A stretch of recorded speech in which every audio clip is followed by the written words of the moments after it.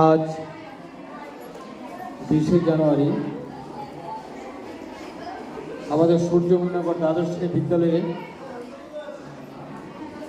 অনুষ্ঠিত হতে যাচ্ছে ককবরক ভাষা দিবস। যদিও সেই দিবসটি ছিল গত 19শে জানুয়ারি রবিবার থাকার জন্য আমাদের 20শে জানুয়ারিতে উদযাপিত করছি আমরা। এই মহৎ অনুষ্ঠানে মঞ্চে উপস্থিত আছেন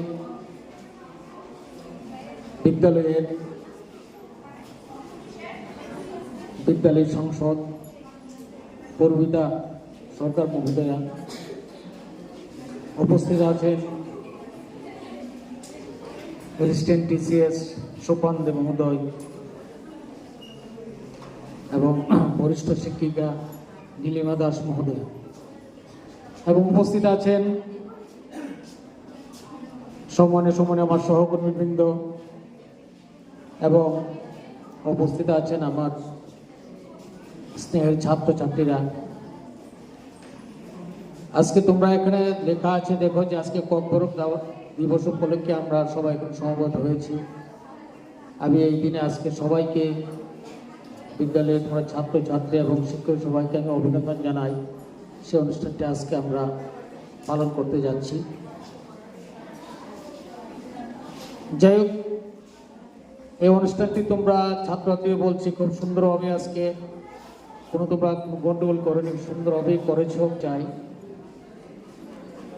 যা 47তম ককবরক ভাষা দিবস 1979-এ 19শে জানুয়ারিতে সেটা প্রথম চালু হয়েছে, যে ককবরক ভাষা দিবস হিসাবে তাকে পালন করা হয়। প্রত্যেক জাতি বা প্রত্যেক মানুষের একটা মাতৃভাষা থাকে। আজকে যারা আমাদের উপজাতিরা ভাইয়েরা আছেন তাদের মাতৃভাষা হলো ককবরক। আমি ককবরক এলাকাতে অনেকদিন চাকরি করেছি এবং কিছু কিছু তাদের ভাষা আয়ত্ত করার চেষ্টা করেছি, এবং সেই জায়গাতে আমি নিজেও দেখেছি যে তাদের বাংলা ভাষায় পড়তে তাদের ভীষণ অসুবিধা হতো।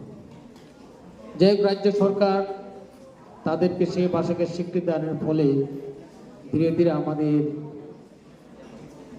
যে রাজ্যে সমস্ত ক্লাসের মধ্যে এখন মনে হয় অনুমানিক বলতে পারি 100টা স্কুলের মধ্যে, হায়ার সেকেন্ডারি স্কুলের মধ্যে যে ককবরক ভাষায় তাদের শিক্ষা দেওয়া হয়, আলাদা সাবজেক্ট করা আছে বাংলার পরিবর্তে, সেটা একটা সাধুবাদের।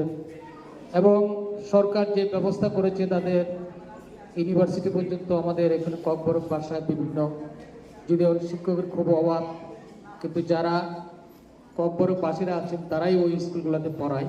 আমি সেরকম স্কুলে চাকরিও করেছি। আমি জানি যে নবম শ্রেণী থেকে যে ককবরকের জন্য আলাদা তাদের মাধ্যমিকে তাদের আলাদা বিষয় আছে, যার জন্য সেটা করা হয়েছে। তো সেভাবে যে আমাদের এখানে ইউনিভার্সিটিগুলো এবং সবকিছুতেই ককবরক ভাষায় আলাদা সেল করা হয়েছে, এবং ডাইরেক্টরিটও আলাদা ডিপার্টমেন্ট করা হয়েছে, তাদের জন্য আলাদাভাবে আছে যে ককবরক ডাইরেক্টরি। সবটাই একটা স্বামীজির একটা ছোট্ট একটা কথা আছে, পৃথিবীতে যে কোনো ভাষা যে কোনো ধর্ম ঘৃণা বা অশ্রদ্ধা, এবং প্রত্যেকটি ভাষায় তাদের নিজস্বতা আছে।